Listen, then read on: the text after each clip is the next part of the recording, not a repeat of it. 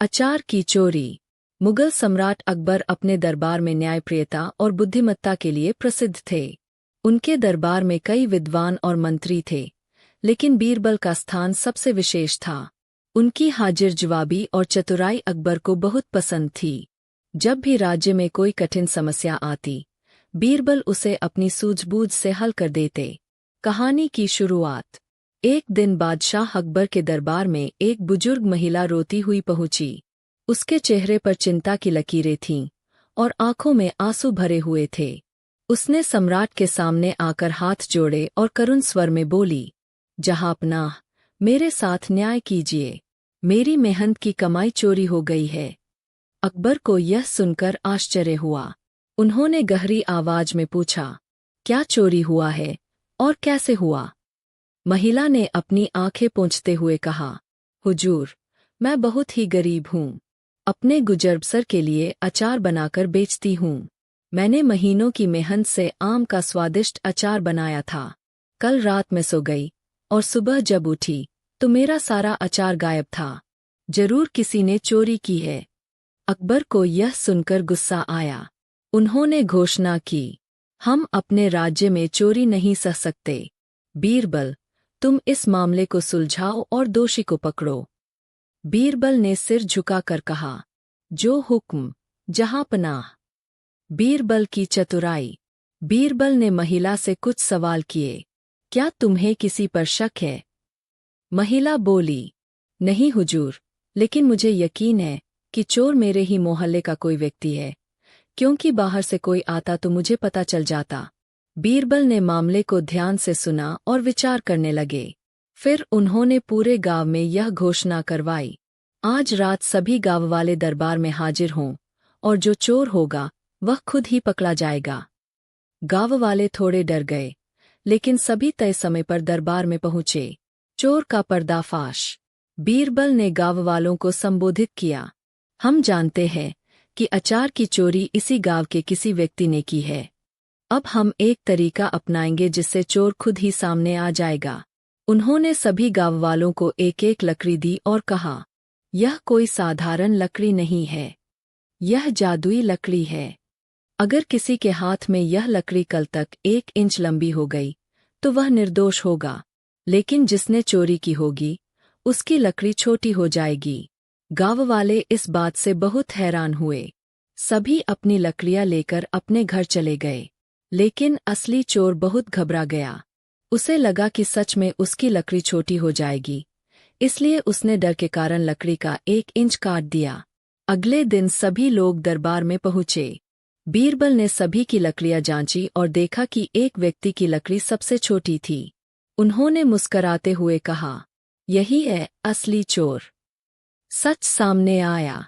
अकबर ने आश्चर्य से पूछा, बीरबल, यह कैसे हुआ? बीरबल ने हंसते हुए कहा, जहांपनाह, दरअसल यह कोई जादुई लकड़ी नहीं थी। मैंने यह चाल इसलिए चली ताकि असली चोर डर के कारण लकड़ी काट दे। और वही हुआ। जिसने चोरी की थी वह डर गया और उसने लकड़ी काट दी, जिससे उसकी लकड़ी सबसे छोटी हो गई। चोर सिर झुकाए खड़ा था। उसने डरते हुए अपना अपराध स्वीकार कर लिया। अकबर ने प्रसन्न होकर कहा, वाह बीरबल, तुमने फिर से अपनी बुद्धिमत्ता से न्याय किया। इस महिला को अचार की कीमत चुकाई जाए और इस चोर को दंड दिया जाए। न्याय और पुरस्कार। महिला को उसके अचार की कीमत दी गई और चोर को चेतावनी देकर छोड़ दिया गया ताकि वह दोबारा चोरी न करे। गांव वाले बीरबल की चतुराई की प्रशंसा करने लगे। अकबर ने खुशी खुशी बीरबल को इनाम दिया और कहा, बीरबल, तुम्हारी बुद्धि सच में बेमिसाल है। अचार की चोरी के बाद बीरबल की और भी चतुराइयाँ। अचार की चोरी के मामले को हल करने के बाद बीरबल की बुद्धिमानी के चर्चे पूरे राज्य में फैल गए। लेकिन यह आखिरी मामला नहीं था। अकबर के दरबार में आए दिन नई नई चुनौतियां आती थीं और बीरबल अपनी चतुराई से उन्हें हल करते थे। अब मैं आपको अचार की चोरी के बाद की कुछ और दिलचस्प कहानियां विस्तार से सुनाता हूँ। एक बीरबल और अनोखा जुर्माना। मामले की शुरुआत। एक दिन एक व्यापारी दौड़ता हुआ अकबर के दरबार में आया। वह बहुत गुस्से में था। उसने बादशाह के सामने जाकर कहा, जहांपनाह, मुझे न्याय चाहिए। मेरे साथ धोखा हुआ है। अकबर ने गंभीर स्वर में पूछा, क्या हुआ? पूरी बात बताओ। व्यापारी बोला, मुझे एक सेठ ने व्यापार में धोखा दिया है। उसने मुझसे कहा कि वह मुझे सोने की अशर्फियाँ देगा, लेकिन जब मैंने उसे सामान दे दिया तो उसने पैसे नहीं दिए। अब वह कह रहा है कि उसने कोई सौदा किया ही नहीं। अकबर ने गुस्से से उस सेठ को बुलवाया। जब सेठ दरबार में आया तो उसने साफ मना कर दिया, जहांपनाह, यह आदमी झूठ बोल रहा है। मैंने कोई सौदा नहीं किया। बीरबल का हल। अब अकबर ने बीरबल की ओर देखा और कहा, बीरबल, तुम इस मामले की सच्चाई का पता लगाओ। बीरबल ने कुछ देर सोचा और फिर सेठ से पूछा, अगर तुमने सौदा नहीं किया तो क्या तुम इस व्यापारी को जानते हो? सेठ तुरंत बोला, नहीं, मैं इसे जानता भी नहीं। बीरबल मुस्कुराए और बोले, अगर तुम इसे जानते भी नहीं तो फिर तुमने इतनी जल्दी जवाब कैसे दे दिया? जब कोई अजनबी होता है तो कुछ सोचना पड़ता है कि कौन है, कहाँ मिला था, लेकिन तुमने तुरंत मना कर दिया, मतलब तुम झूठ बोल रहे हो। सेठ की पोल खुल गई। उसने गलती मान ली और व्यापारी को उसकी रकम लौटा दी। अकबर ने खुश होकर बीरबल को इनाम दिया। 2 मूर्ख ब्राह्मण और बीरबल की परीक्षा। एक अजीब समस्या। एक दिन एक ब्राह्मण दरबार में आया और बोला, मुझे बीरबल की परीक्षा लेनी है। अगर वे सच में बुद्धिमान हैं तो मेरा सवाल हल करके दिखाए। अकबर ने यह सुनकर कहा, बीरबल किसी भी समस्या का हल निकाल सकते हैं। बताओ, क्या सवाल है? ब्राह्मण ने कहा, अगर एक कुएं में एक बाल्टी पानी हो और मैं उसमें से आधा निकाल लूं, तो बचा हुआ आधा पानी कैसे निकालूं कि कुआं पूरी तरह से खाली हो जाए? सभी दरबारी सोच में पड़ गए। बीरबल मुस्कुराए और बोले, यह बहुत आसान है। तुम बाल्टी से बचा हुआ पानी बाहर फेंक दो और कुएं को मिट्टी से भर दो। कुआं पूरी तरह से खाली हो जाएगा। ब्राह्मण चुप रह गया और दरबार में हंसी छा गई। अकबर ने बीरबल की बुद्धिमानी की तारीफ की।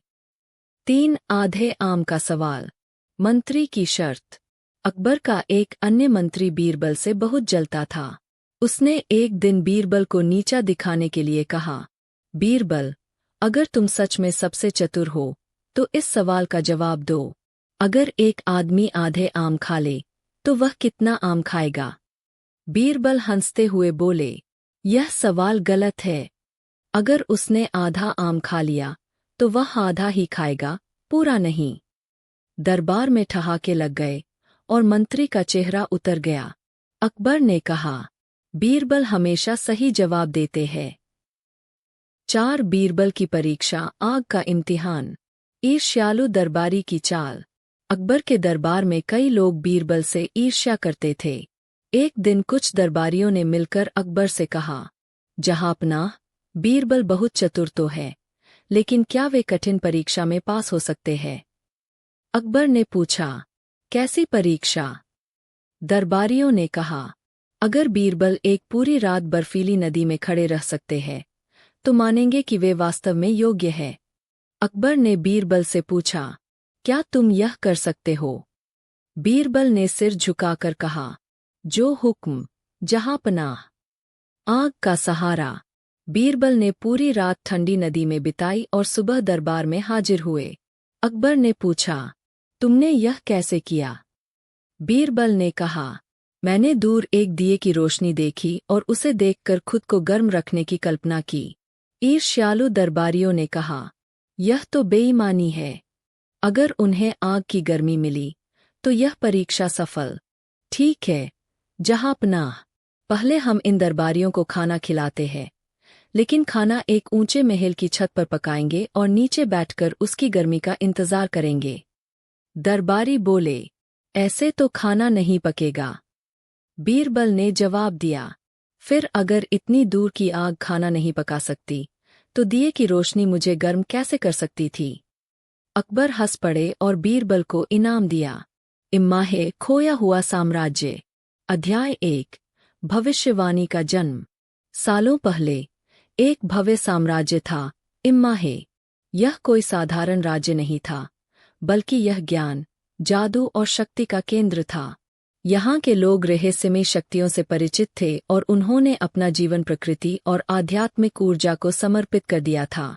राजा अद्वेरन, इम्माहे के अंतिम शासक, ने एक महाशक्ति को जगाने की कोशिश की थी जिससे पूरी दुनिया बदल सकती थी। लेकिन कुछ गलत हो गया। एक विनाशकारी घटना घटी और पूरा साम्राज्य एक दिन में गायब हो गया। किसी को नहीं पता कि वह कहाँ गया। कुछ लोग कहते हैं कि वह समय के परे छुप गया, तो कुछ का मानना है कि वह एक दूसरी दुनिया में चला गया। अध्याय 2, जंगल में रहस्यमय पत्थर।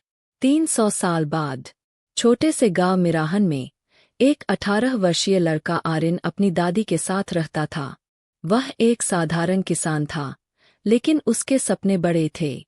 वह हमेशा नई जगहों को खोजने और रहस्यों को सुलझाने की इच्छा रखता था। एक दिन जंगल में लकड़ियां बीनते समय उसने एक अजीबोगरीब पत्थर देखा। जैसे ही उसने उसे छुआ, उसके शरीर में एक झटका सा महसूस हुआ और उसके दिमाग में एक आवाज गूंज उठी, तुम्हारा समय आ गया है, इम्माहे तुम्हें बुला रहा है।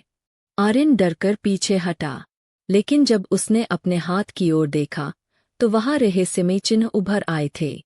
वह भागकर अपनी दादी के पास पहुंचा। उन्होंने पत्थर को देखा और घबरा गईं। यह इम्माहे का मार्गदर्शक है, उन्होंने फुसफुसाते हुए कहा। क्या? पर इम्माहे तो बस एक मिथक है। नहीं बेटा, यह असली है, और अब यह तुम्हें बुला रहा है। अध्याय 3, यात्रा की शुरुआत।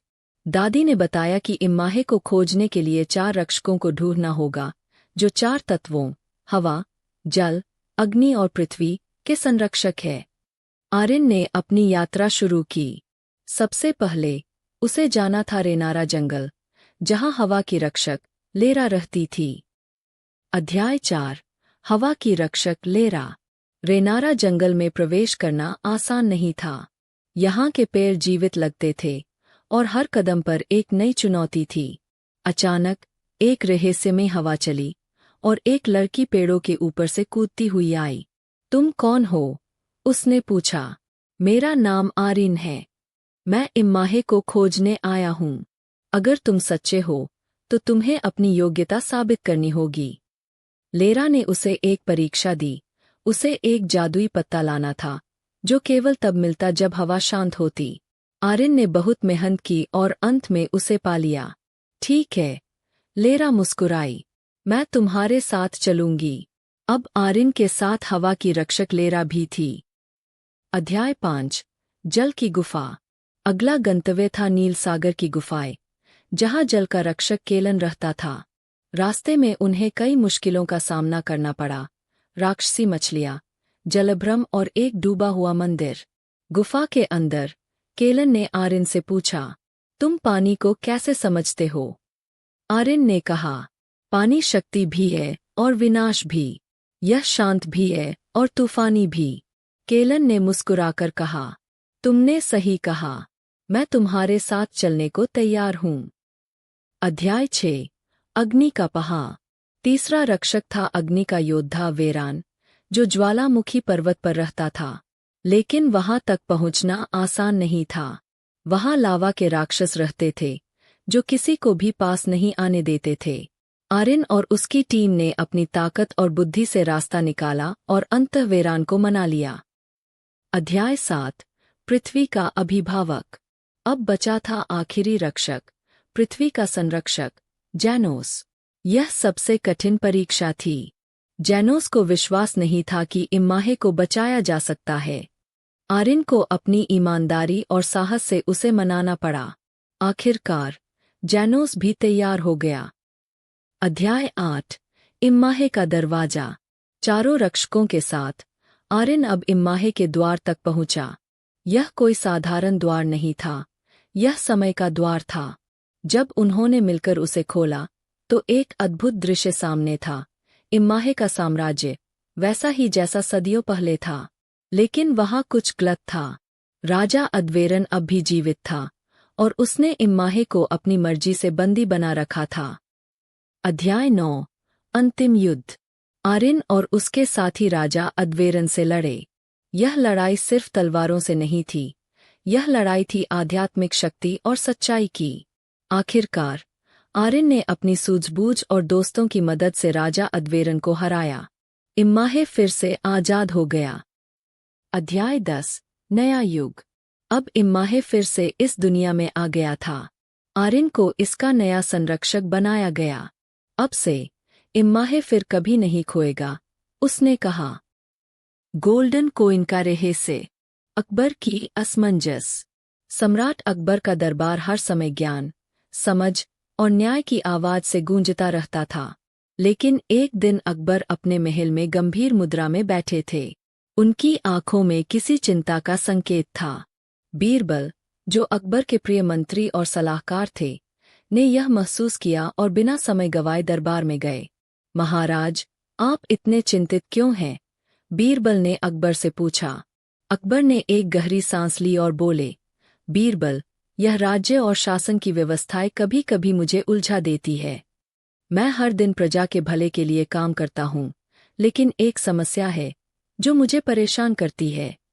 हमारे राज्य में कई लोग हैं जो मानते हैं कि वे मेरी नीतियों से प्रभावित नहीं हो रहे हैं। वे सोचते हैं कि जो नीतियां हैं वे उनके जीवन को बेहतर नहीं बना पा रही है। इस असंतुलन को कैसे ठीक किया जाए, यह मुझे समझ में नहीं आ रहा। बीरबल ने सोचा, यह समस्या एक गहरी बात कह रही है।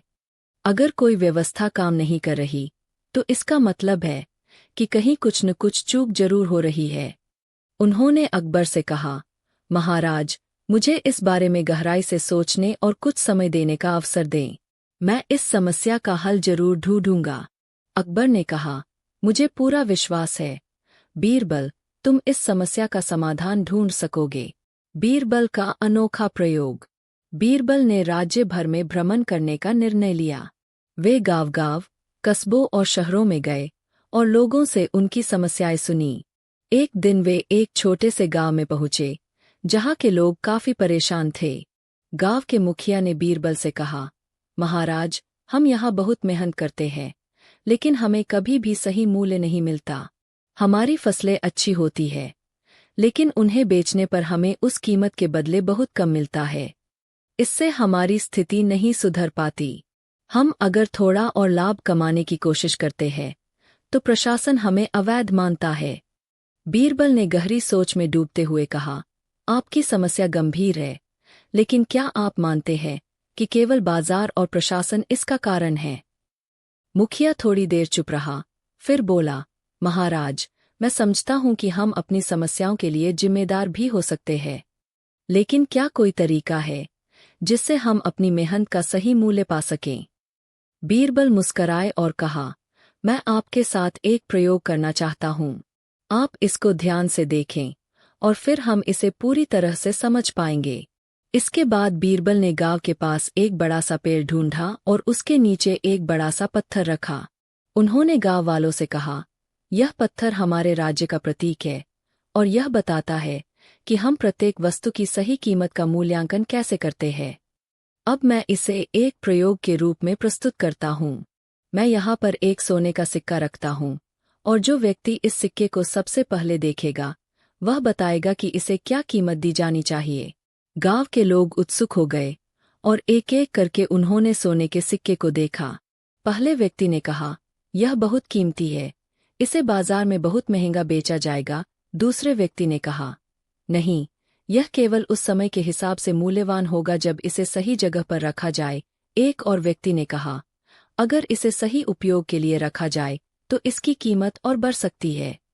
बीरबल मुस्कराए और कहा, अब समझिए, यह सिक्का केवल एक धातु नहीं है, बल्कि इसका मूल्य हमारे उपयोग, हमारी समझ और हमारी नजरिए पर निर्भर करता है। ठीक वैसे ही हमारे समाज में कोई भी वस्तु या सेवा केवल उस समय की परिस्थिति, उसके उपयोग और हमारे दृष्टिकोण पर निर्भर करती है। गांव वालों ने बीरबल की बात को ध्यान से सुना। उन्हें समझ में आया कि किसी भी चीज का मूल्य केवल उसकी भौतिक कीमत से नहीं, बल्कि उसके सामाजिक और उपयोगिक मूल्य से भी तय होता है। अकबर को समाधान बताना। कुछ दिन बाद बीरबल अकबर के पास लौटे और उन्होंने सम्राट से कहा, महाराज, मैंने राज्य भर में भ्रमण किया और लोगों से उनकी समस्याएं सुनी। मुझे यह महसूस हुआ कि समस्या केवल प्रशासन की नहीं है, बल्कि यह एक मानसिकता का परिणाम है। लोग केवल भौतिक मूल्य से वस्तुओं का मूल्यांकन करते हैं, लेकिन हमें समाज में वस्तुओं और सेवाओं के वास्तविक मूल्य को समझने की जरूरत है। अकबर ने ध्यान से सुना और पूछा, तुम क्या सुझाव देते हो, बीरबल? बीरबल ने कहा, मुझे लगता है कि हमें अपनी नीतियों को थोड़ा और लचीला बनाना होगा। साथ ही हमें यह समझाना होगा कि कोई भी वस्तु या सेवा अपने वास्तविक मूल्य को तभी प्राप्त कर सकती है जब वह समाज के लिए उपयोगी हो और उसका मूल्य समाज में मौजूद समझ और दृष्टिकोण से तय हो।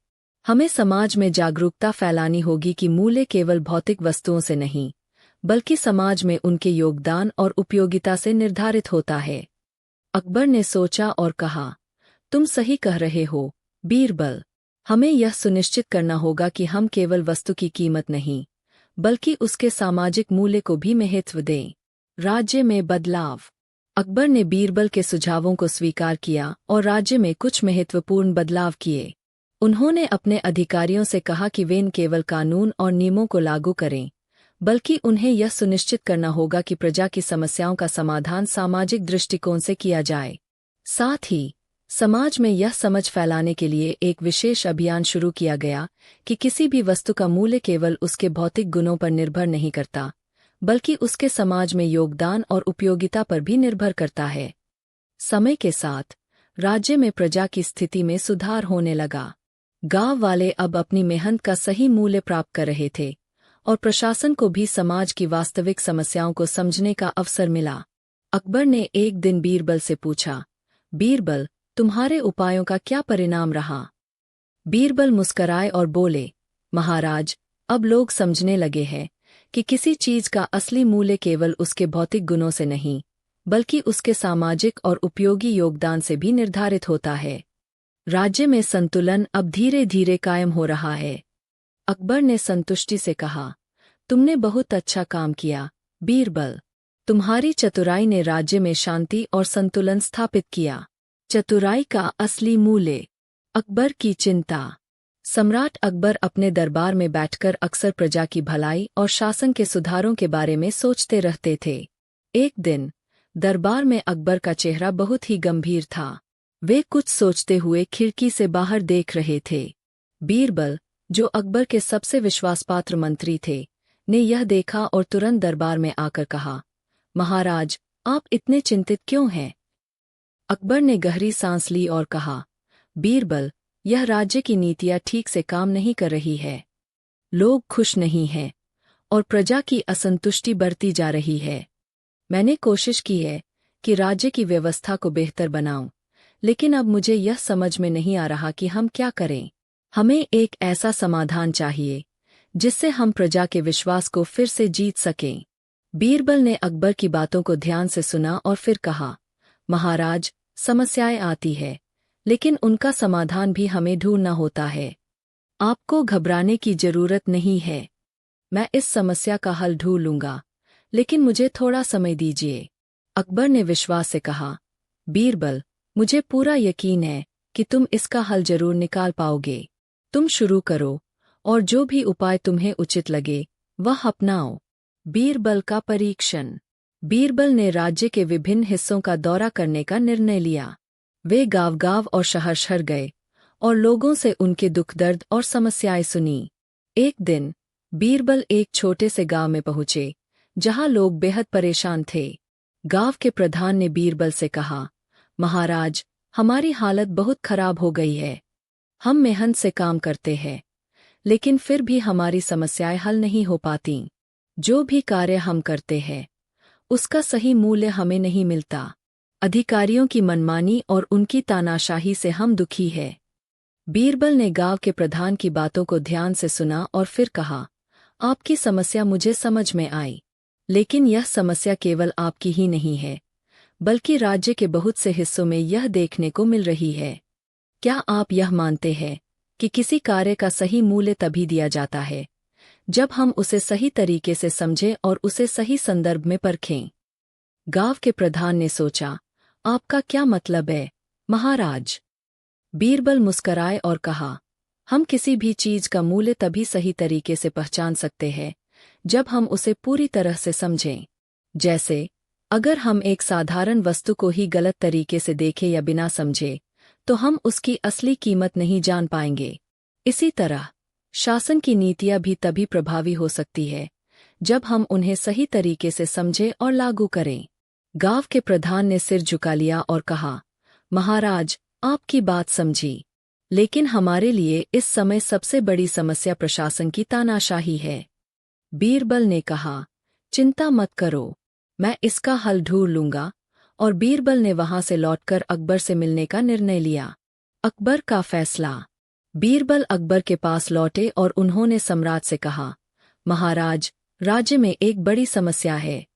लोग अपने काम की सही कीमत नहीं पा रहे हैं और प्रशासन की नीतियां भी असंतुलित हो चुकी है। मुझे लगता है कि हमें अपनी नीतियों में सुधार करना होगा ताकि हम लोगों को उनका सही मूल्य दे सकें। अकबर ने गंभीर होकर कहा, बीरबल, तुम ठीक कह रहे हो। हमें अपने शासन को बेहतर बनाने के लिए कुछ ठोस कदम उठाने होंगे, लेकिन इसका तरीका क्या होगा? बीरबल ने मुस्कराते हुए कहा, महाराज, मुझे आपके सामने एक छोटा सा प्रयोग करना है। अगर आप मुझे अनुमति दें, तो मैं इसे दरबार में ही करना चाहूंगा। अकबर ने उत्सुकता से पूछा, कौन सा प्रयोग, बीरबल? बीरबल ने कहा, यह एक साधारण सा परीक्षण है। मुझे आपके सामने एक वस्तु रखनी है और देखना है कि लोग उसकी सही कीमत कैसे पहचानते हैं। यह प्रयोग हमें यह समझने में मदद करेगा कि हम किस प्रकार से अपने समाज और प्रशासन की नीतियों को बेहतर बना सकते हैं। अकबर ने हामी भरी और कहा, ठीक है, तुम जो चाहो, करो। बीरबल का अद्भुत प्रयोग। बीरबल ने दरबार में एक गोल सोने का सिक्का रखा और सब दरबारी अधिकारियों और कुछ आम नागरिकों को बुलाया। उन्होंने एक चुनौती दी, यह सोने का सिक्का यहाँ रखा है। आप सभी को एक एक करके इसका मूल्य बताना होगा। लेकिन ध्यान रहे, केवल भौतिक कीमत ही नहीं, बल्कि यह भी बताना होगा कि इस सिक्के का समाज पर क्या प्रभाव पड़ सकता है और यह क्यों महत्वपूर्ण है। पहले दरबारी ने सिक्के को देखा और कहा, यह सोने का सिक्का है और इसका मूल्य बाजार में काफी ज्यादा है। दूसरे दरबारी ने कहा, यह सिक्का केवल एक धातु का टुकड़ा है, लेकिन अगर इसका सही उपयोग किया जाए तो इसे समाज के भले के लिए इस्तेमाल किया जा सकता है। इसका असली मूल्य इस पर निर्भर करेगा कि हम इसे कैसे उपयोग में लाते हैं। फिर एक आम नागरिक ने कहा, यह सिक्का सिर्फ एक वस्तु है, लेकिन अगर यह लोगों की भलाई के लिए काम आता है तो इसका मूल्य कहीं अधिक होगा। अगर यह शासन की नीतियों के अनुसार सही जगह पर खर्च किया जाए तो समाज को इससे बहुत लाभ हो सकता है।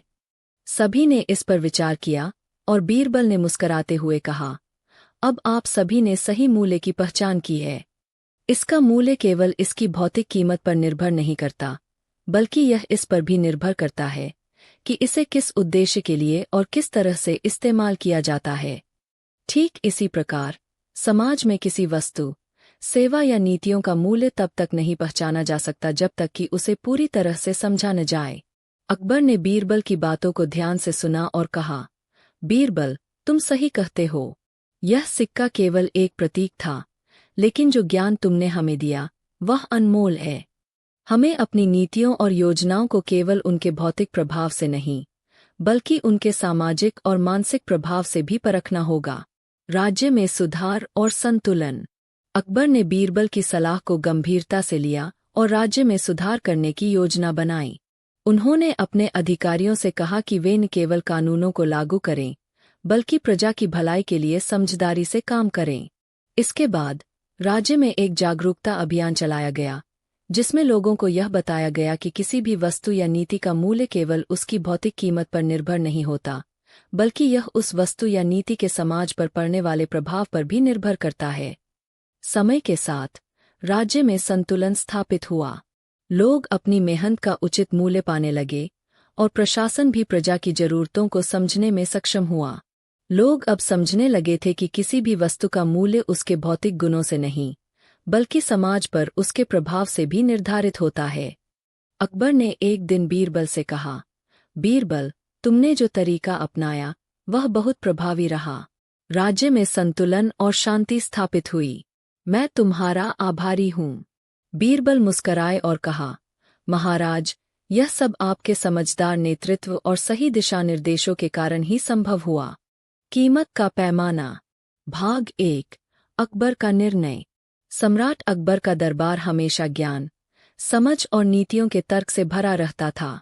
दरबार में हर प्रकार के विचार विमर्श होते थे, लेकिन जो सबसे खास था वह था अकबर का अपने दरबारियों, खासकर बीरबल, पर अत्यधिक विश्वास। बीरबल की बुद्धिमत्ता से अकबर हमेशा प्रभावित रहते थे और वे अक्सर बीरबल से राज्य की समस्याओं का समाधान पूछते थे। एक दिन अकबर कुछ विचारशील बैठे हुए थे।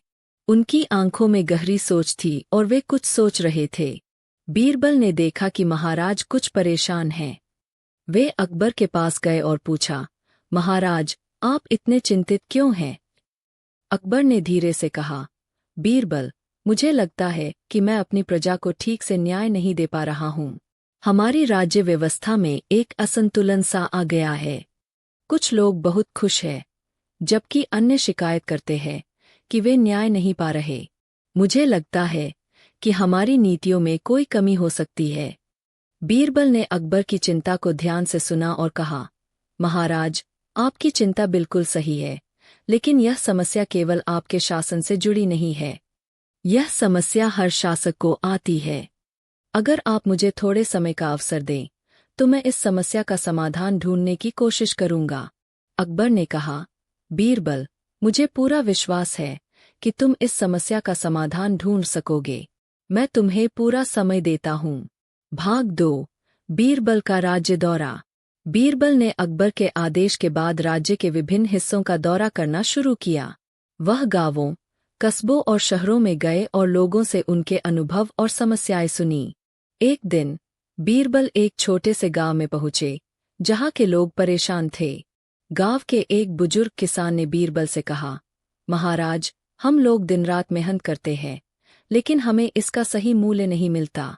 हमारी फसलें अच्छी होती है, लेकिन बाजार में हमें उसके बदले बहुत कम पैसा मिलता है। और जब प्रशासन से मदद मांगते हैं, तो वे हमें केवल आश्वासन देते हैं।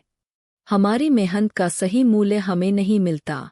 बीरबल ने बुजुर्ग किसान की बात को ध्यान से सुना और कहा, आपकी समस्या का समाधान तो मुझे लगता है, लेकिन क्या आपको लगता है कि केवल बाजार और प्रशासन ही इसका कारण है? किसान ने थोड़ा चौंकते हुए कहा, महाराज, आप क्या कहना चाहते हैं? बीरबल ने कहा, मैं यह कहना चाहता हूं कि हर समस्या का समाधान केवल प्रशासन से नहीं आता। हमें यह समझना होगा कि किसी वस्तु या सेवा की कीमत केवल उस वस्तु या सेवा के निर्माण पर निर्भर नहीं होती, बल्कि उस वस्तु के वास्तविक मूल्य और समाज में उसके महत्व पर भी निर्भर करती है। किसान ने सिर झुकाया और कहा, महाराज, यह बात तो सही है, लेकिन हम गरीबों को कभी यह समझने का अवसर नहीं मिलता। बीरबल मुस्कराए और बोले, मैं आपके दर्द को समझता हूँ और मैं इसका समाधान खोजने की कोशिश करूंगा। इसके बाद बीरबल राज्य के अन्य हिस्सों में भी गए और उन्होंने देखा कि लोग प्रशासन के भ्रष्टाचार से परेशान हैं।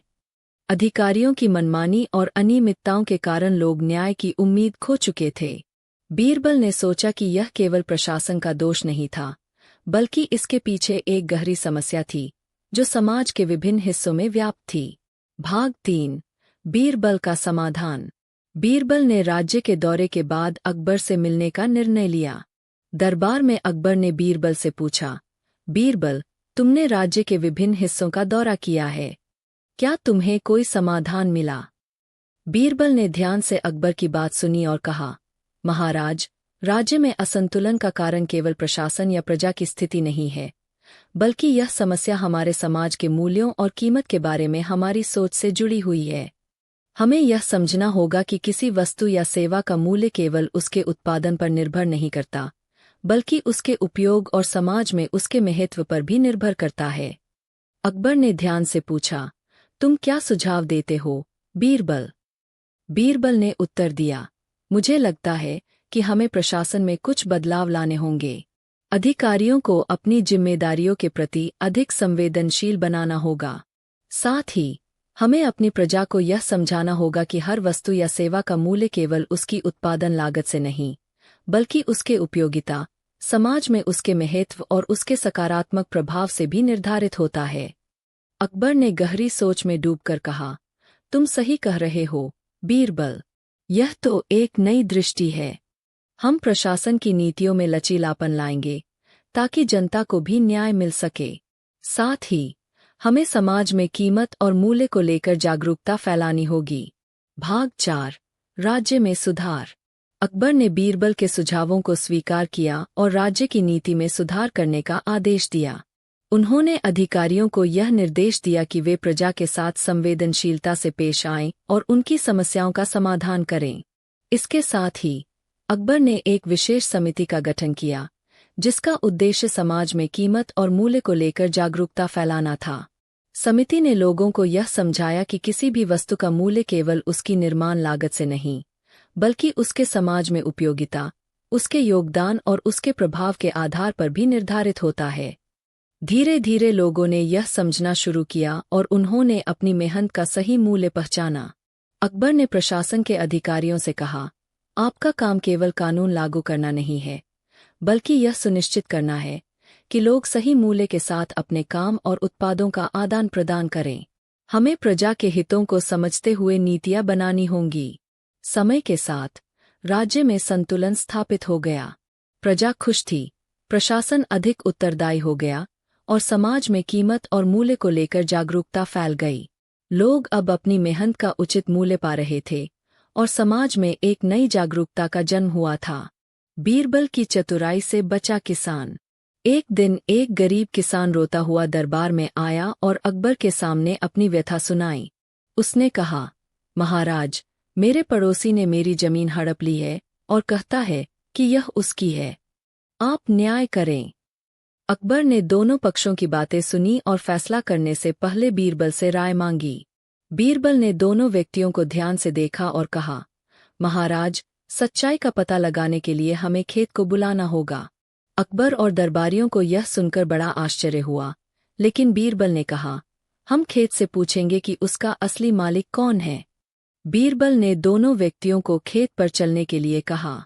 जब वे खेत पर पहुंचे तो बीरबल ने एक अजीब आदेश दिया, इस खेत की मिट्टी को खोदो और इसे चाटो। पहले किसान ने ऐसा किया, फिर पड़ोसी ने भी किया। बीरबल ने देखा कि असली किसान की आंखों में आंसू थे, जबकि पड़ोसी के चेहरे पर कोई भाव नहीं था। बीरबल ने तुरंत फैसला सुनाया, महाराज, असली मालिक यह किसान ही है। इसकी आंखों में खेत की मिट्टी चाटकर दर्द और भावनाएं आईं, जबकि पड़ोसी का मन इससे नहीं जुड़ा था। अकबर ने बीरबल की बुद्धिमानी की सराहना की और किसान को न्याय दिलाया। 2 सबसे बड़ा मूर्ख कौन। एक बार अकबर ने दरबार में पूछा, बीरबल, क्या इस राज्य में कोई मूर्ख भी है। बीरबल ने मुस्कुराकर कहा, जी हाँ महाराज, कई मूर्ख हैं। अकबर ने कहा, तब एक सबसे बड़े मूर्ख को दरबार में बुलाओ।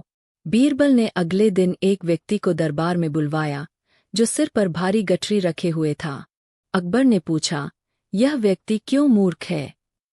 बीरबल ने कहा, महाराज, यह आदमी अपने घर से दूर एक गांव में काम करने जाता है और अपने खाने के लिए अपनी गठरी में भोजन लेकर जाता है। अकबर ने कहा, इसमें मूर्खता क्या है।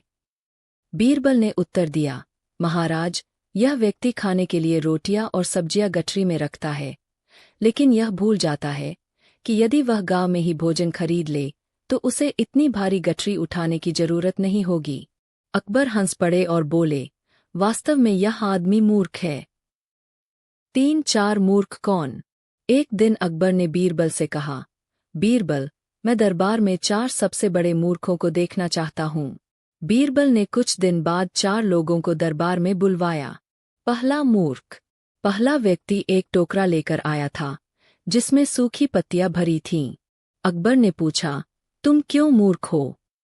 उस व्यक्ति ने उत्तर दिया, महाराज, मेरे पिता ने कहा था कि जब तुम धन कमाओ तो थोड़ा धन भविष्य के लिए बचा कर रखना, इसलिए मैं अपने भविष्य के लिए पत्तियां इकट्ठा कर रहा हूँ। दूसरा मूर्ख। दूसरा व्यक्ति एक बड़ी मछली लिए खड़ा था। उसने कहा, महाराज, मैं अपनी मछली को दूध पिलाता हूँ ताकि यह बड़ी हो जाए। तीसरा मूर्ख। तीसरा व्यक्ति बोला, मैंने अपने बेटे की शादी एक मुर्गी से कर दी है, ताकि मेरे घर में अंडे मुफ्त में आते रहें। चौथा मूर्ख। चौथा व्यक्ति चुपचाप खड़ा था। अकबर ने पूछा, तुम क्यों मूर्ख हो? बीरबल मुस्कुराए और बोले, महाराज, यह व्यक्ति सबसे बड़ा मूर्ख है, क्योंकि यह बाकी तीनों मूर्खों को लेकर यहाँ आ गया। अकबर जोर से हंस पड़े और बीरबल की बुद्धिमत्ता की तारीफ की। 4 बीरबल की अनोखी सजा।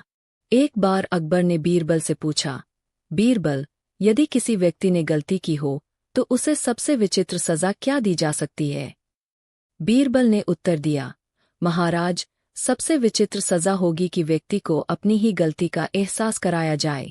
अकबर ने इसे आजमाने की सोची। उन्होंने एक मंत्री को बुलाया जो बहुत आलसी था और अपने काम को ठीक से नहीं करता था।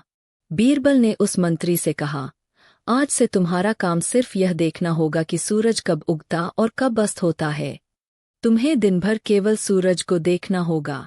मंत्री ने 2 दिन तक सूरज को देखा, लेकिन तीसरे दिन उसने अकबर से माफी मांग ली और कहा, महाराज, मुझे माफ कर दें, मैं अब से अपने काम में आलसी नहीं रहूंगा। अकबर ने बीरबल की चतुराई को सराहा। 5 सबसे अनमोल चीज। एक दिन अकबर ने बीरबल से पूछा, बीरबल, दुनिया में सबसे अनमोल चीज क्या है? बीरबल ने उत्तर दिया, महाराज, सबसे अनमोल चीज समय है। अकबर को यह उत्तर संतोषजनक नहीं लगा, इसलिए उन्होंने बीरबल को इसे सिद्ध करने का आदेश दिया। अगले दिन बीरबल एक साधारण किसान के साथ दरबार में पहुंचे। बीरबल ने अकबर से कहा, महाराज, इस किसान ने अपना पूरा जीवन कड़ी मेहनत में बिता दिया, लेकिन इसे यह समझने में बहुत देर हो गई कि समय ही सबसे अनमोल चीज है। किसान ने कहा, महाराज, अगर मुझे पहले यह पता होता कि समय इतना कीमती है तो मैं इसे बेकार चीजों में नहीं गंवाता।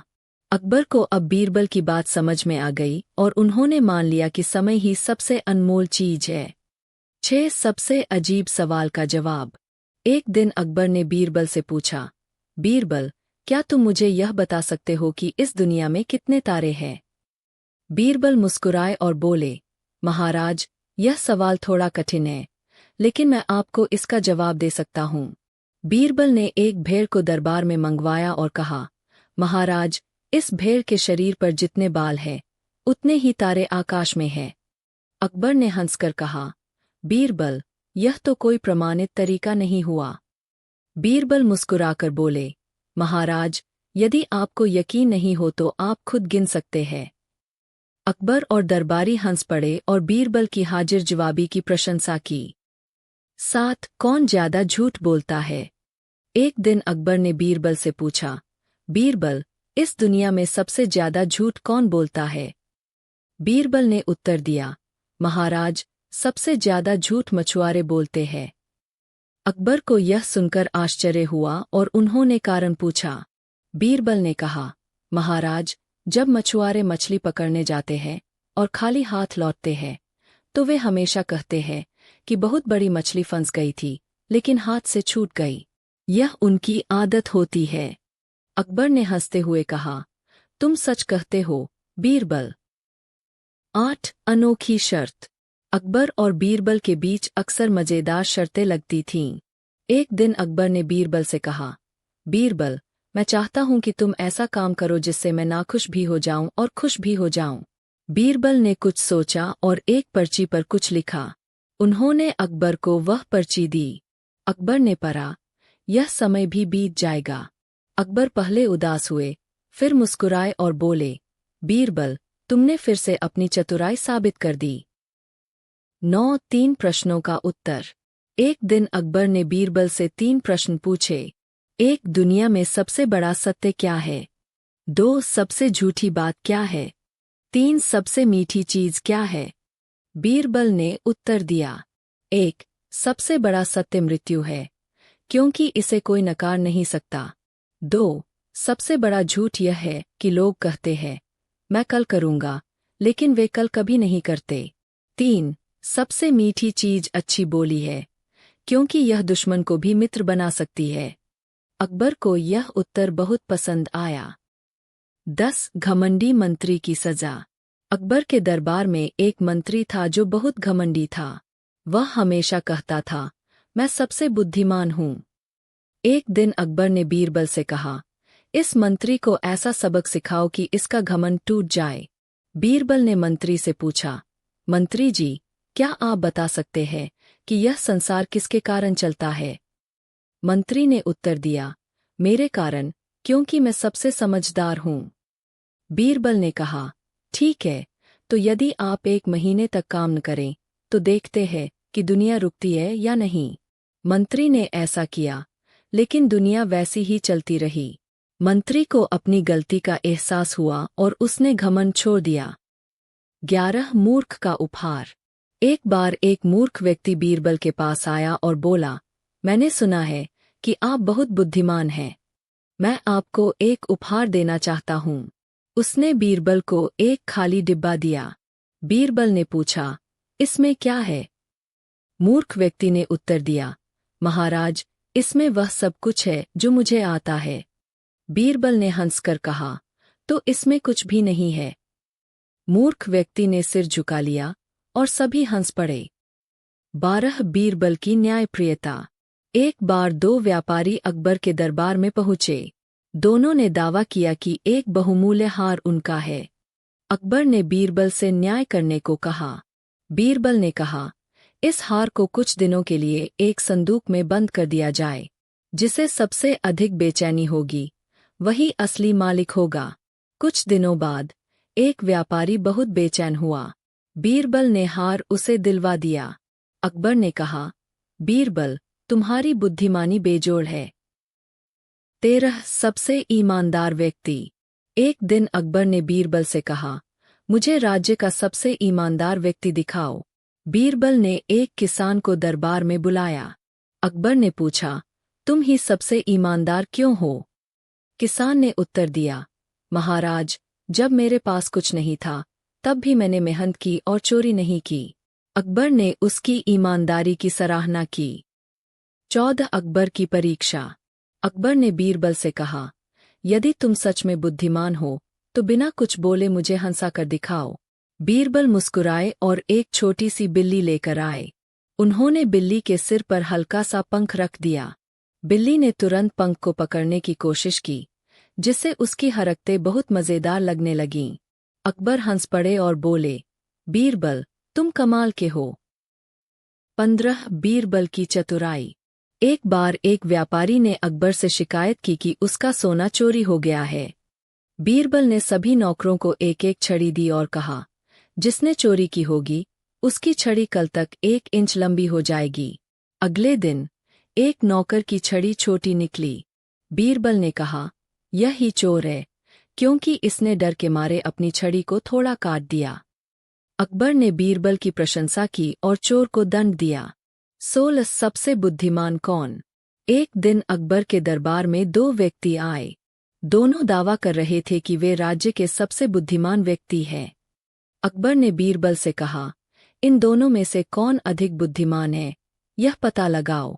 बीरबल ने दोनों से एक ही सवाल पूछा, यदि आपके पास 2 विकल्प हों, एक तरफ हीरे और सोना हो और दूसरी तरफ ज्ञान की किताबें, तो आप क्या चुनेंगे? पहले व्यक्ति ने कहा, मैं हीरे और सोना चुनूंगा, क्योंकि इससे मैं अमीर बन जाऊंगा। दूसरे व्यक्ति ने कहा, मैं ज्ञान की किताबें चुनूंगा, क्योंकि ज्ञान से ही असली अमीरी आती है। बीरबल ने मुस्कुराकर कहा, महाराज, जो व्यक्ति हीरे और सोना चुनता है वह बुद्धिमान नहीं बल्कि लालची है। सच्चा बुद्धिमान वही है जो ज्ञान को प्राथमिकता देता है। अकबर ने बीरबल की सूझबूझ की सराहना की और दूसरे व्यक्ति को सम्मानित किया। 17 सबसे बड़ा धन कौन सा है। एक दिन अकबर ने बीरबल से पूछा, बीरबल, दुनिया में सबसे बड़ा धन क्या है? बीरबल ने उत्तर दिया, महाराज, सबसे बड़ा धन संतोष है। अकबर को यह जवाब पसंद नहीं आया और उन्होंने बीरबल से इसे साबित करने के लिए कहा। बीरबल ने एक गरीब किसान को दरबार में बुलाया और पूछा, क्या तुम खुश हो? किसान ने कहा, हाँ, मैं बहुत खुश हूँ, क्योंकि मेरे पास मेहनत करने की ताकत है और मेरा परिवार मुझसे प्रेम करता है। इसके बाद बीरबल ने एक अमीर व्यापारी को बुलाया, जो हमेशा चिंतित रहता था। बीरबल ने पूछा, आपके पास बहुत सारा धन है, फिर भी आप चिंतित क्यों रहते हैं? व्यापारी ने उत्तर दिया, मुझे हमेशा डर लगता है कि मेरा धन कोई छीन न ले। बीरबल ने अकबर की ओर देखा और कहा, महाराज, जिसने संतोष पा लिया वही सबसे धनी है, और जो लालच में पड़ा है वह हमेशा गरीब रहेगा। अकबर ने बीरबल की बुद्धिमत्ता को स्वीकार कर लिया। 18 बीरबल की गिनती की कला। एक दिन अकबर ने बीरबल से पूछा, इस दुनिया में कितने लोग हैं? बीरबल ने उत्तर दिया, महाराज, इस दुनिया में केवल 2 प्रकार के लोग हैं, बुद्धिमान और मूर्ख। अकबर ने कहा, यह कैसे संभव है? मुझे विस्तार से बताओ। बीरबल ने उत्तर दिया, महाराज, जो अपने विवेक और बुद्धि का उपयोग करते हैं वे बुद्धिमान हैं, और जो बिना सोचे समझे कार्य करते हैं वे मूर्ख हैं। इस प्रकार पूरी दुनिया इन्हीं 2 वर्गों में बंटी हुई है। अकबर हंस पड़े और बोले, बीरबल, तुमने गिनती का सबसे सरल तरीका बताया। 19 अनोखा न्याय। एक बार एक आदमी रोता हुआ दरबार में आया और बोला, महाराज, मेरे पड़ोसी ने मेरी गाय चुरा ली है। अकबर ने बीरबल से इस मामले का समाधान निकालने को कहा। बीरबल ने दोनों व्यक्तियों को बुलाया और कहा, हम कल नदी किनारे चलेंगे और गाय का असली मालिक वहीं पता चल जाएगा। अगले दिन सभी नदी किनारे पहुंचे। बीरबल ने गाय को नदी में उतारा और दोनों व्यक्तियों से कहा, अब तुम दोनों नदी में जाकर गाय को पुकारो, जो इसका असली मालिक होगा गाय उसी के पास जाएगी। पहले व्यक्ति ने पुकारा, लेकिन गाय ने कोई प्रतिक्रिया नहीं दी। फिर दूसरे व्यक्ति ने पुकारा और गाय तुरंत तैरती हुई उसके पास पहुंच गई। बीरबल ने घोषणा की, यही गाय का असली मालिक है। अकबर ने बीरबल की न्यायप्रियता की सराहना की और सच्चे मालिक को उसकी गाय लौटा दी। 20 बीरबल का जवाब। एक बार अकबर ने बीरबल से पूछा, बीरबल, क्या तुम मुझे एक ऐसा प्रश्न पूछ सकते हो जिसका उत्तर मैं न दे सकूं? बीरबल ने मुस्कुराकर पूछा, महाराज, इस दुनिया में सबसे पहले मुर्गी आई थी या अंडा? अकबर सोच में पड़ गए और बोले, बीरबल, यह तो बहुत कठिन प्रश्न है। बीरबल हंसकर बोले, महाराज, कभी कभी कुछ सवालों के उत्तर मिलना आसान नहीं होता। अकबर ने बीरबल की बुद्धिमत्ता को सराहा। 21 चालाक व्यक्ति का पर्दाफाश। एक दिन एक व्यक्ति दरबार में आया और बोला, महाराज, मैं दुनिया का सबसे ईमानदार व्यक्ति हूँ। बीरबल ने उससे पूछा, अच्छा, तो बताओ, क्या तुमने कभी झूठ नहीं बोला? व्यक्ति बोला, नहीं, मैंने कभी झूठ नहीं बोला। बीरबल मुस्कुराए और बोले, महाराज, इसने अभी अभी सबसे बड़ा झूठ बोला है। अकबर ने पूछा, कैसे? बीरबल बोले, कोई भी मनुष्य ऐसा नहीं है जिसने कभी झूठ न बोला हो। अगर यह व्यक्ति सच कह रहा होता तो यह स्वयं को सबसे ईमानदार व्यक्ति नहीं कहता। अकबर ने बीरबल की चतुराई की प्रशंसा की। 22 सबसे आलसी कौन? एक दिन अकबर ने बीरबल से पूछा, बीरबल, हमारे राज्य में सबसे आलसी व्यक्ति कौन है? बीरबल ने 2 लोगों को दरबार में बुलाया। पहला व्यक्ति बहुत गरीब था और उसने कहा, मैं इतना आलसी हूं कि मैं कभी काम करने नहीं जाता। दूसरा व्यक्ति बहुत धनी था और बोला, मैं इतना आलसी हूं कि मैं नौकरों को भी हुक्म देने के लिए किसी और को भेजता हूं।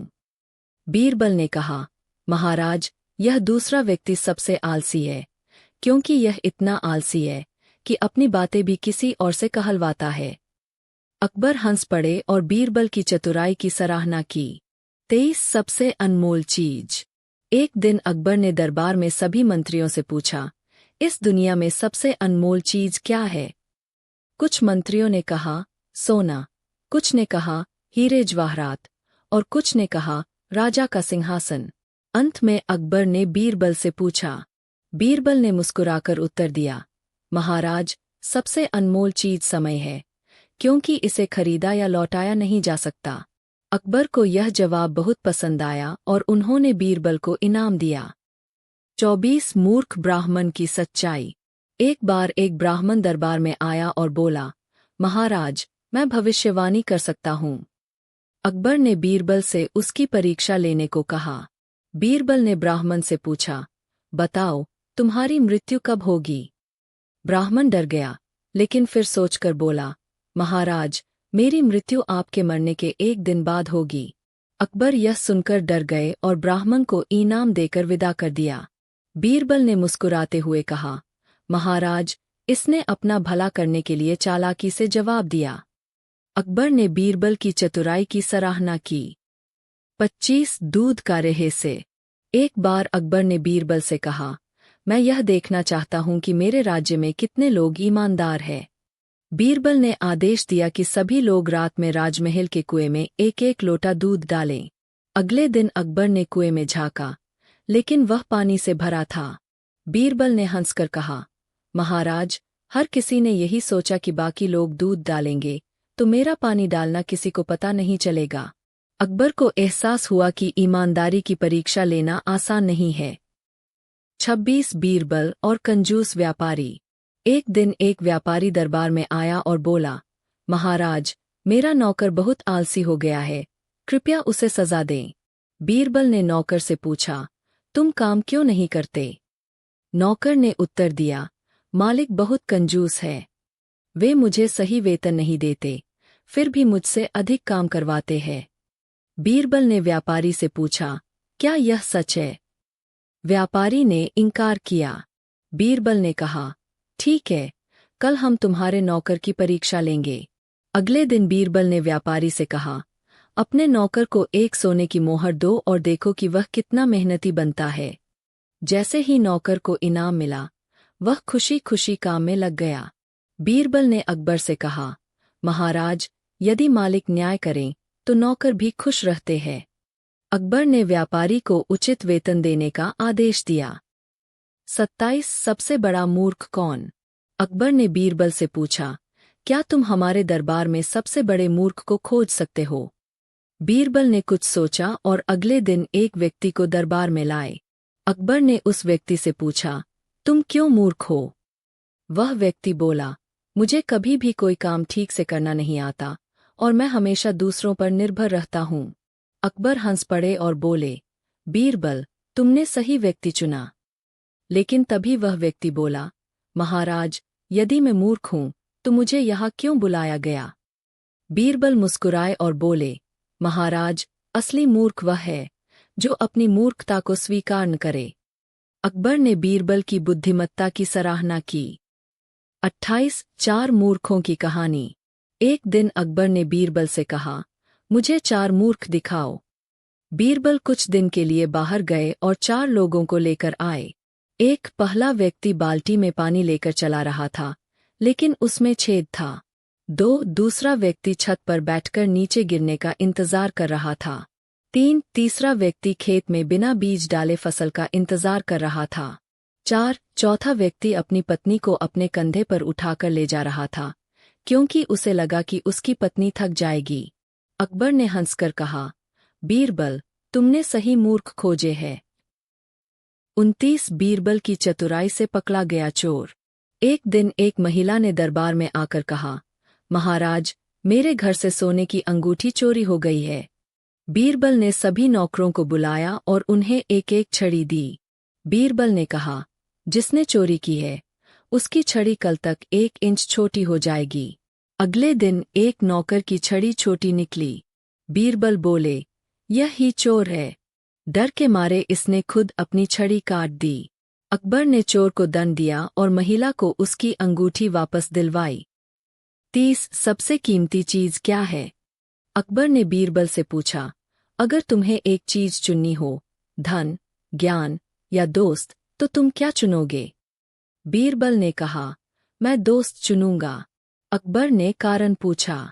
बीरबल ने उत्तर दिया, यदि मेरे पास दोस्त होंगे तो वे मुझे ज्ञान देंगे और ज्ञान से मैं धन कमा सकता हूँ, लेकिन यदि मेरे पास केवल धन होगा तो वह समाप्त हो जाएगा। अकबर ने बीरबल की चतुराई की सराहना की। एक बीरबल की खिचड़ी। एक ठंडी सुबह अकबर ने एक आदमी को तालाब में खड़े देखा और पूछा, इतनी ठंड में पानी में क्यों खड़े हो? आदमी बोला, अगर मैं पूरी रात इस पानी में खड़ा रहूं तो क्या इनाम मिलेगा?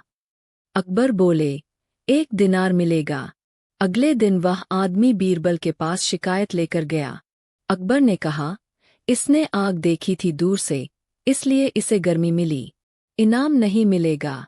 बीरबल चुप रहा।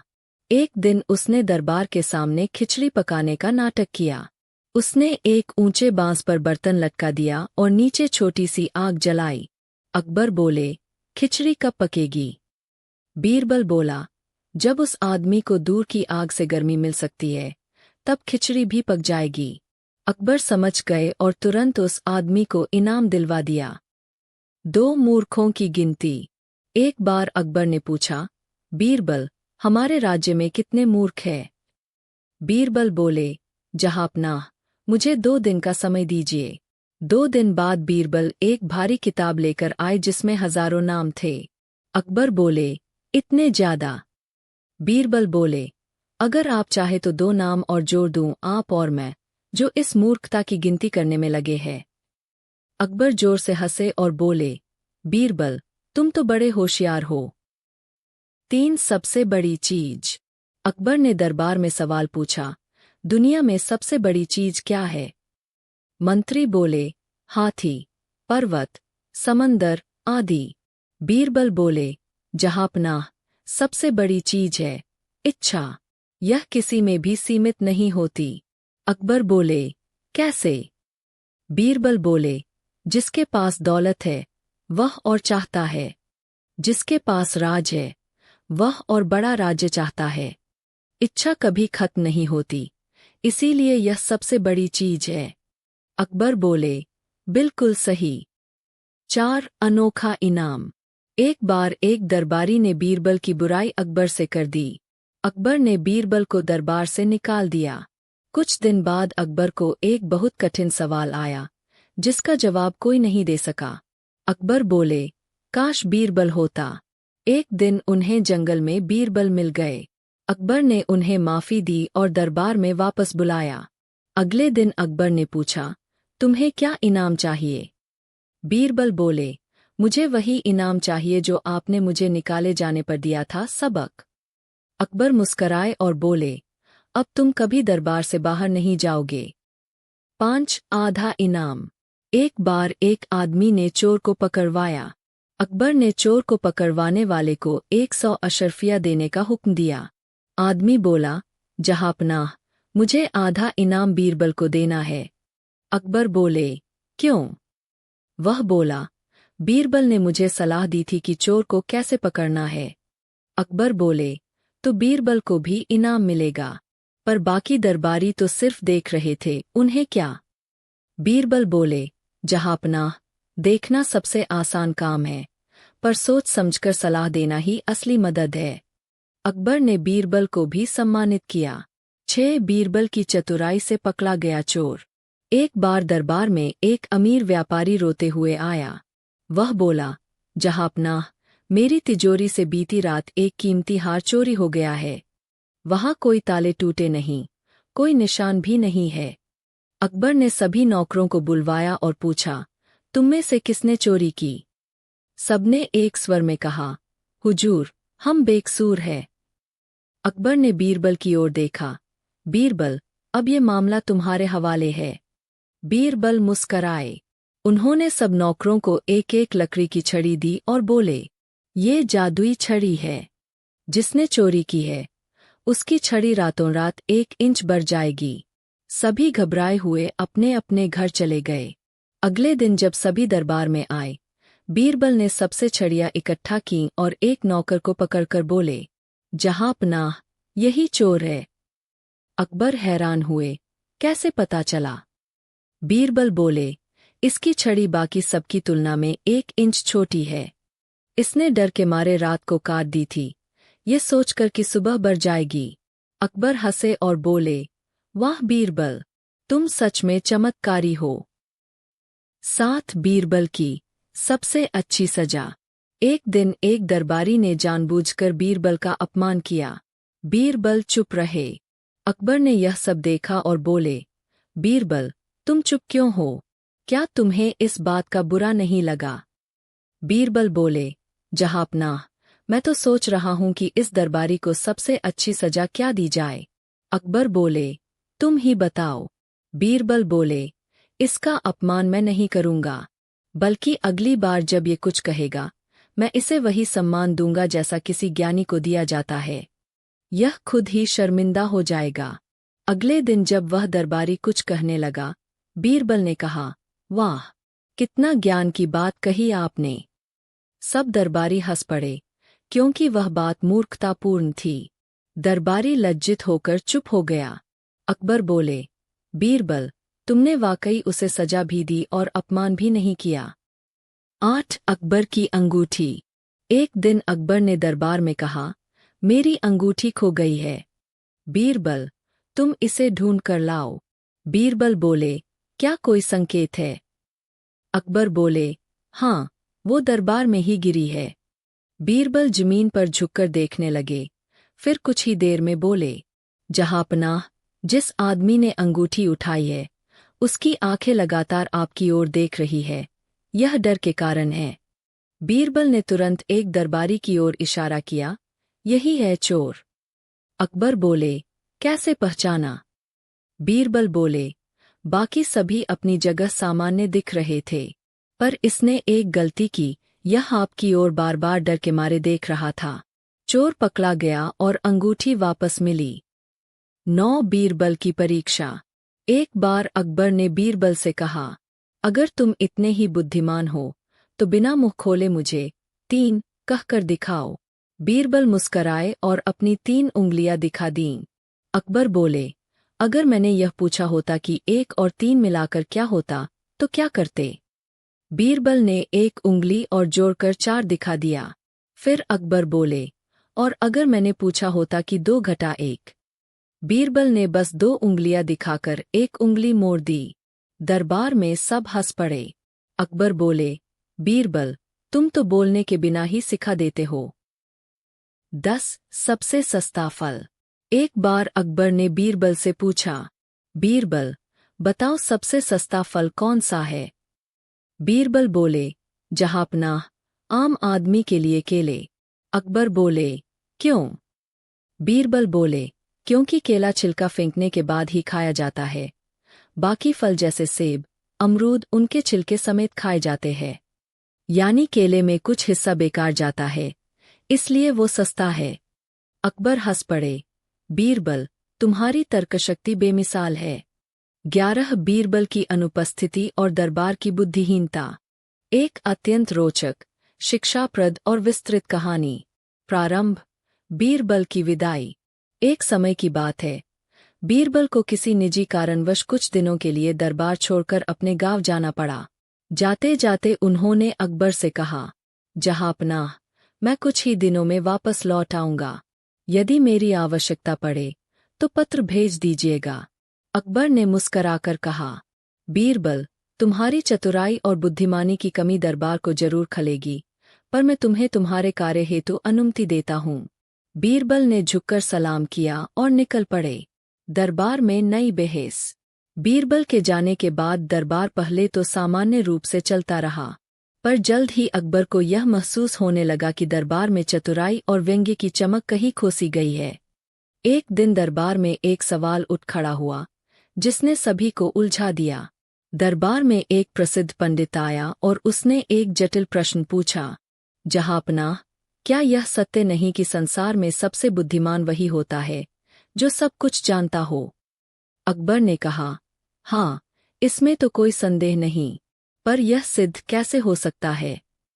पंडित ने मुस्कराते हुए कहा, तो मैं एक शर्त रखता हूँ, यदि आप या आपके दरबारी मेरी 3 पहेलियों का उत्तर नहीं दे सके, तो आपको मानना होगा कि इस दरबार में कोई भी सच्चा ज्ञानी नहीं है। अकबर को चुनौती स्वीकारने की आदत थी। उन्होंने तुरंत हाँ कह दी। पंडित की 3 पहेलियाँ। पंडित ने 3 प्रश्न पूछे, जो इस प्रकार थे। 1, ऐसी कौन सी चीज है जो जितनी खाली होती है उतनी ही भारी लगती है? 2, ऐसी कौन सी वस्तु है जो जन्म लेती है मगर कभी मरती नहीं? 3, ऐसी कौन सी चीज है जो दिखाई नहीं देती पर हर कोई उसका पीछा करता है? पूरे दरबार में सन्नाटा छा गया। मंत्री, सेनापति, कवि, गणितज्ञ सबने कोशिश की, पर कोई भी उत्तर नहीं दे सका। अकबर की बेचैनी। अकबर रात भर बेचैन रहे। उन्हें यह बात खटकने लगी कि यदि बीरबल होते तो कब के उत्तर दे चुके होते। सुबह होते ही उन्होंने एक सेवक को भेजा, जो घोड़े पर बैठकर बीरबल के गांव पहुंचा। सेवक ने कहा, बीरबल जी, बादशाह सलामत ने आपको तुरंत बुलाया है, आपकी दरकार है।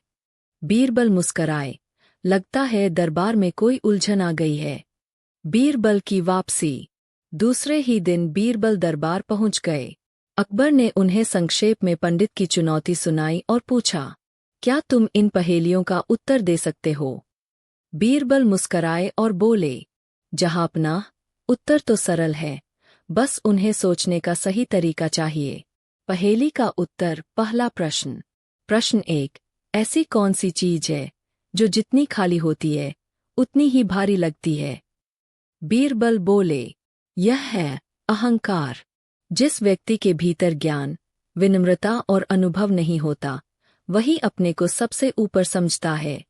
उसका अंदर खाली होता है, पर बाहर से वह भारी बनता है। यही कारण है कि अहंकारी व्यक्ति समाज पर बोझ बनता है। पूरे दरबार में सराहना की गूंज उठी।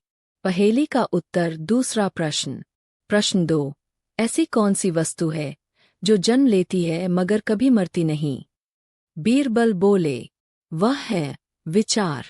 जब किसी व्यक्ति के मन में कोई विचार जन्म लेता है, वह विचार भले ही बदल जाए पर पूरी तरह मरता नहीं। वह किसी न किसी रूप में समाज, पीढ़ियों और इतिहास में जीवित रहता है। जैसे धर्म, विज्ञान, साहित्य, ये सब विचारों की संतान हैं। पंडित कुछ सोच में पड़ गया। पहेली का उत्तर। तीसरा प्रश्न। प्रश्न 3, ऐसी कौन सी चीज है जो दिखाई नहीं देती पर हर कोई उसका पीछा करता है? बीरबल बोले, वह है समय।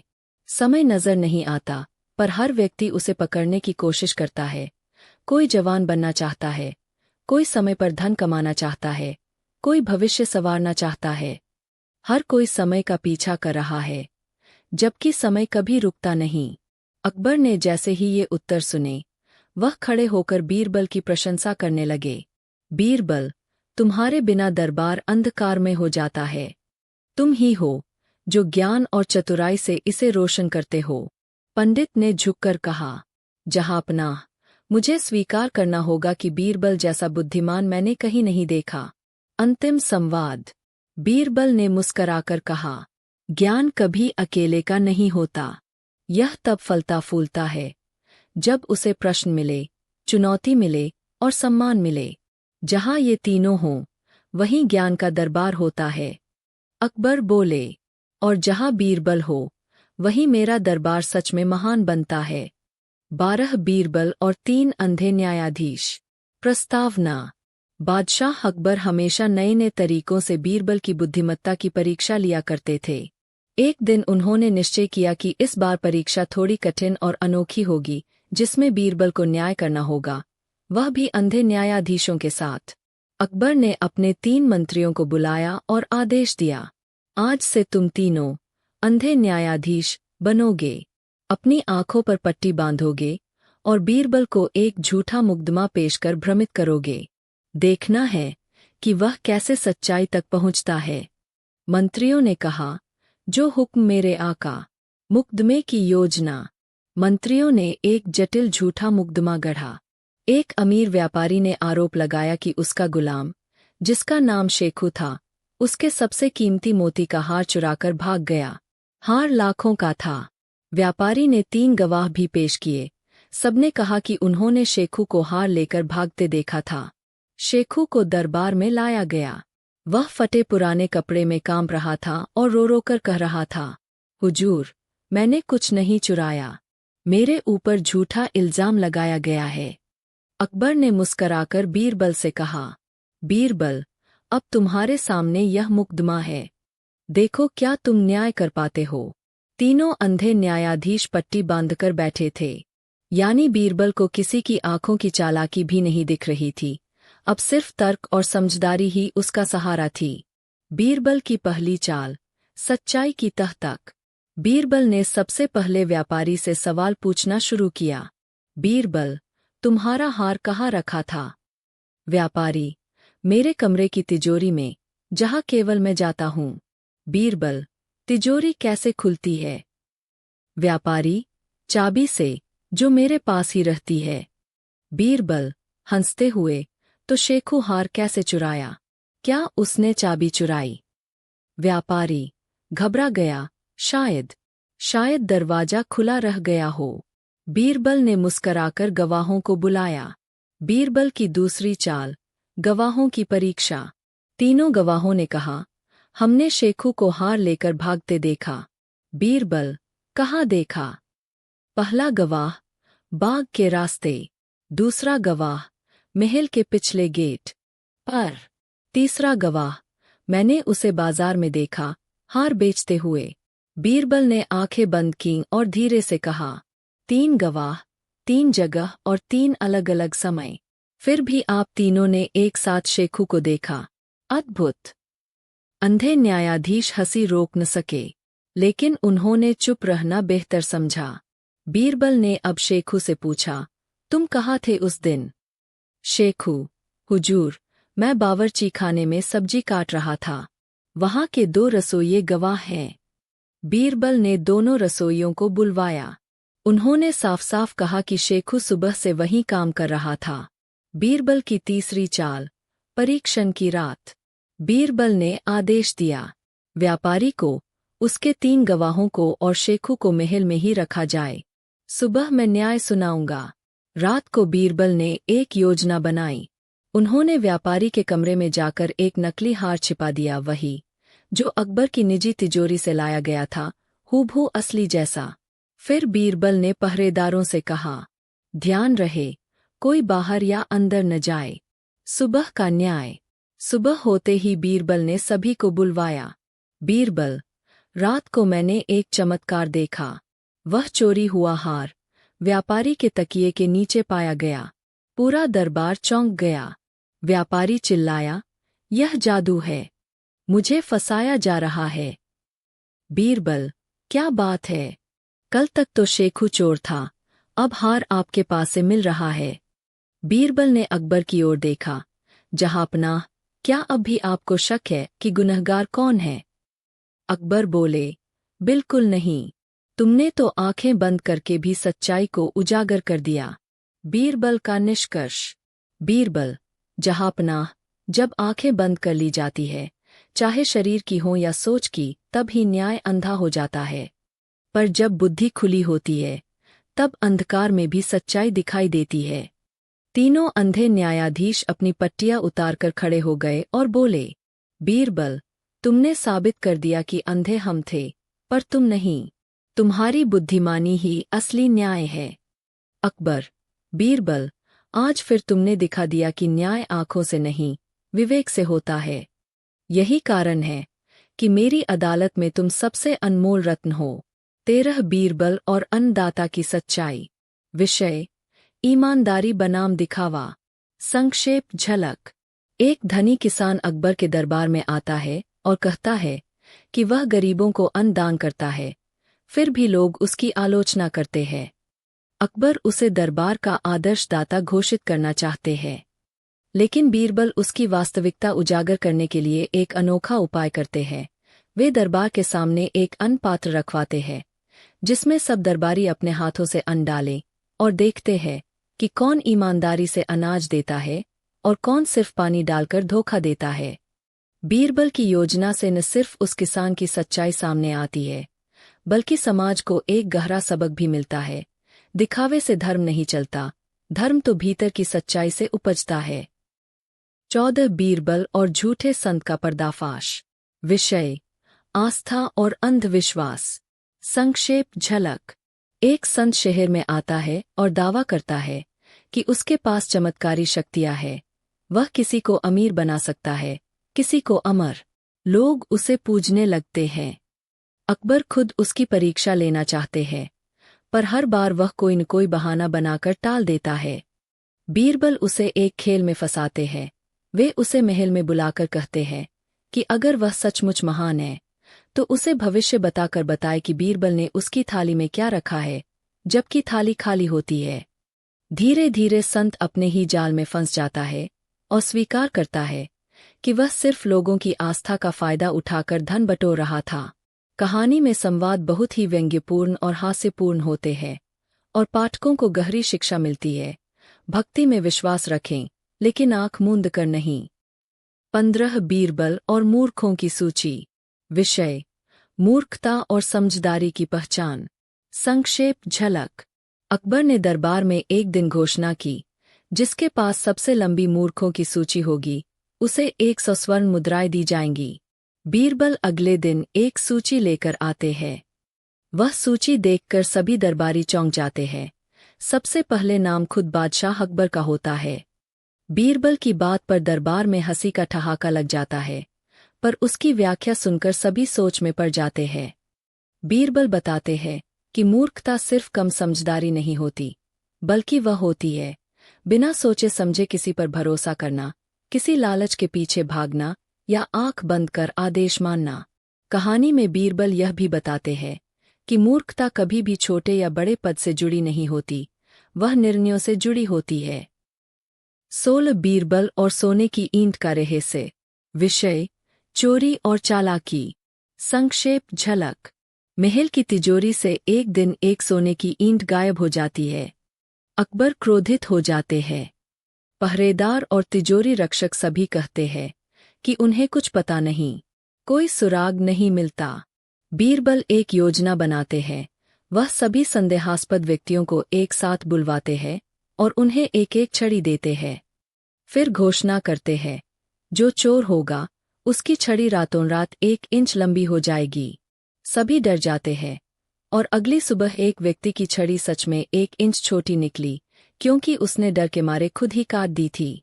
उसी से बीरबल चोरी का पता लगाते हैं। कहानी में चतुराई और मनोविज्ञान की सुंदर झलक है। डर गुनहगार को खुद ही अपना भेद खोलने पर मजबूर कर देता है। 17 बीरबल और अकबर की अंतिम परीक्षा। विषय: निष्ठा, चतुराई और प्रेम। संक्षेप झलक। अकबर एक बार बीरबल से पूछते हैं, यदि मैं तुम्हें अपने पद से निकाल दूं और तुम्हारा सब कुछ छीन लूं, तब भी क्या तुम मेरे वफादार रहोगे?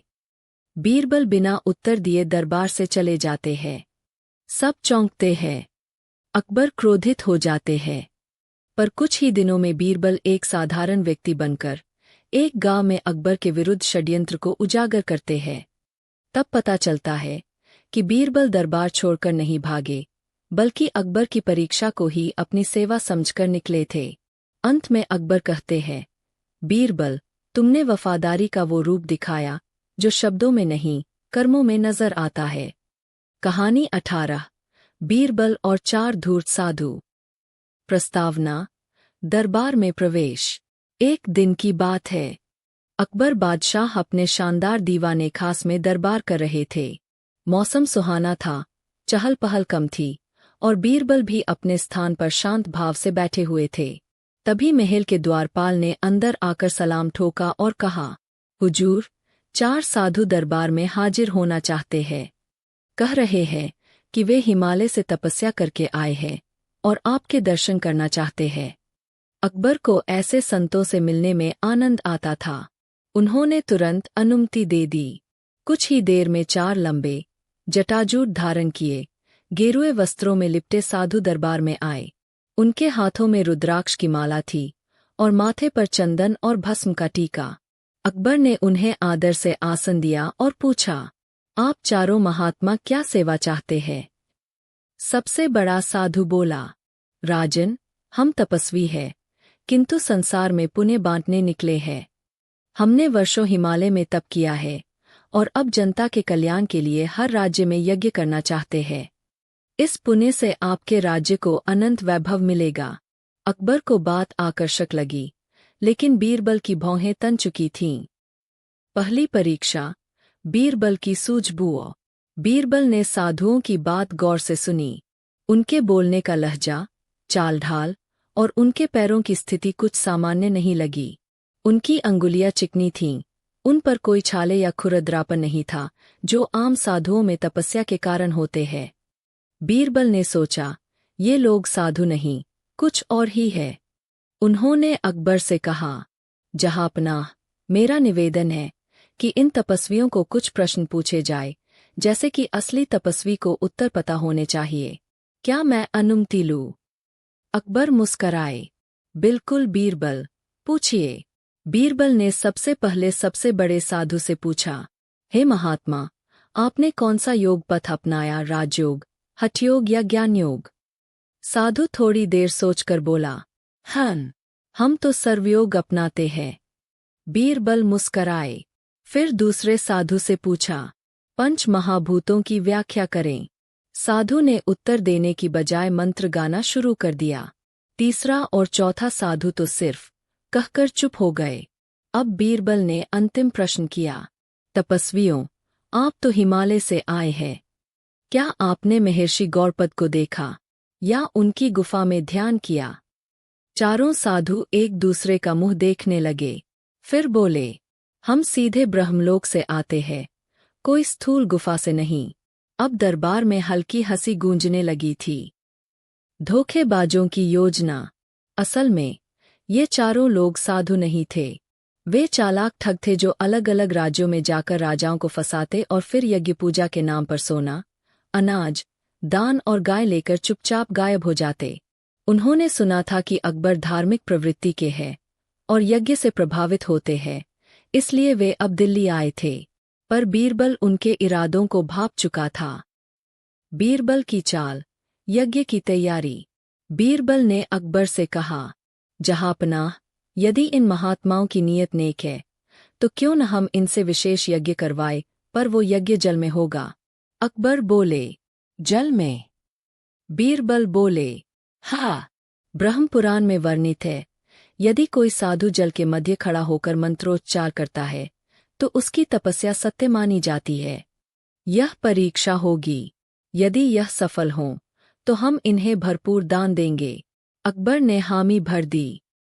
दूसरे दिन यमुना किनारे यज्ञ। दूसरे दिन यमुना तट पर विशेष व्यवस्था की गई। चारों साधुओं को कहा गया, अब आप यमुना के बीच में जाकर खड़े हों, वहां मंत्र उच्चारित करें। अगर सच में आप सिद्ध तपस्वी है तो जल और ब्रह्मांड आपकी साधना की साक्षी बनेगा। चारों साधु डर गए। उनके पास कोई उपाय नहीं था। वे जल में जाकर फिसलने लगे, गले तक भीगे और अंततः बोले, हमारा धर्म अपवित्र हो जाएगा, हम जल में नहीं जा सकते। बीरबल ने हंसते हुए कहा, सच्चे साधु का धर्म जल से नहीं डरता, वो तप से पूजनीय होता है। अंतिम चरण, नकाब उतरता है। अब बीरबल ने अपने सैनिकों को संकेत दिया। चारों साधुओं की तलाशी ली गई। उनके गेरुए वस्त्रों के भीतर सोने की अंगूठियां, चांदी के सिक्के और 4 नगरों के राजसी मोहर वाले दस्तावेज मिले। बीरबल ने अकबर से कहा, जहांपनाह, ये साधु नहीं, चोर है, जो पूजा पाठ के नाम पर पूरे हिंदुस्तान में राजाओं को मूर्ख बना चुके हैं। अकबर ने क्रोधित होकर कहा, इनका क्या किया जाए? बीरबल बोले, इनसे यज्ञ कराइए पर जेल के भीतर, और उनके लिए गाय, सोना, दान की बजाय फावड़ा और झाड़ू दीजिए। पूरे दरबार में हंसी गूंज उठी। अकबर का निर्णय और सीख। अकबर ने आदेश दिया कि उन चारों को कारागार भेजा जाए और प्रजा को सूचित किया जाए कि सच्चा धर्म आचरण से होता है, भेष से नहीं, और नकल करने वाले कभी ज्यादा दूर नहीं जाते। बीरबल ने एक अंतिम बात कही, जहांपनाह, धर्म का चोला ओढ़ना आसान है, पर धर्म का बोझ उठाना कठिन है। जो उसे ढो सके वही संत है, बाकी सिर्फ धूर्त। कहानी 19। बीरबल और घमंडी ज्योतिषी। विषय, ज्ञान का घमंड और उसकी हार। दरबार में एक दिन एक प्रसिद्ध ज्योतिषी आता है और दावा करता है कि वह हर किसी का भविष्य सटीक बता सकता है। वह कहता है कि बीरबल अगले 2 महीने में संकट में पड़ने वाले हैं। अकबर भी उसकी बातों से प्रभावित हो जाते हैं और बीरबल को सावधान करते हैं। बीरबल उस ज्योतिषी को उसकी ही शैली में मात देने की ठानते हैं। वह एक व्यूह रचते हैं जिसमें वह ज्योतिषी से उसके स्वयं के भविष्य के बारे में सवाल करते हैं और एक झूठी भविष्यवाणी करते हैं जिसमें उसकी मृत्यु तय बताई जाती है। जब ज्योतिषी डरकर भागने लगता है तो बीरबल उसे पकड़वाकर दरबार में लाते हैं और कहते हैं, जो अपना भविष्य न जान सका वह दूसरों का भविष्य क्या बताएगा। कहानी में बीरबल के व्यंग्य और तार्किक उत्तर बहुत ही प्रभावशाली होते हैं। कहानी 20 बीरबल और अदृश्य चोर। विषय दिमागी चाल से चोरी पकड़ना। अकबर के खजाने से एक रात कुछ अनमोल रत्न चोरी हो जाते हैं। दरबार में हलचल मच जाती है। कोई गवाह नहीं, कोई सुराग नहीं। बीरबल एक उपाय सोचते हैं। वह खजाने के सभी कर्मचारियों को एक एक लकड़ी की छड़ी देते हैं और कहते हैं, यह जादुई छड़ी है। चोर की छड़ी सुबह 1 इंच लंबी हो जाएगी। सभी डर जाते हैं। सुबह जब छड़ियों की जांच होती है तो एक कर्मचारी की छड़ी बाकी से 1 इंच छोटी होती है, क्योंकि डर के मारे उसने रात को काट दी थी। बीरबल कहते हैं, सच का बोझ भारी होता है और डर सबसे पहले चोर को काटता है। कहानी 21 बीरबल की 3 इच्छाएं। विषय इच्छाओं की परीक्षा में चतुराई। अकबर मजाक में बीरबल से कहते हैं, अगर मैं तुम्हें 3 इच्छाएं मांगने को कहूं तो क्या मांगो। बीरबल मुस्कराकर कहते हैं, 1 ऐसा घोड़ा जो हमेशा उत्तर की ओर चले। 2 ऐसी तलवार जो केवल दुष्टों पर चले, निर्दोष को न छुए। 3 ऐसी भाषा जिसमें झूठ पकड़ा जाए। अकबर चौंकते हैं। ये तीनों इच्छाएं प्रतीक है चतुराई, नैतिकता और सच्चाई के। बीरबल कहते हैं, राजा वही सफल है जो सच्चाई को पहचानता है, न्याय से काम करता है और हर दिशा में सतर्क रहता है। कहानी 22 बीरबल और मूर्ख मंत्री की चालाकी। विषय ईर्ष्या और बुद्धि की टक्कर।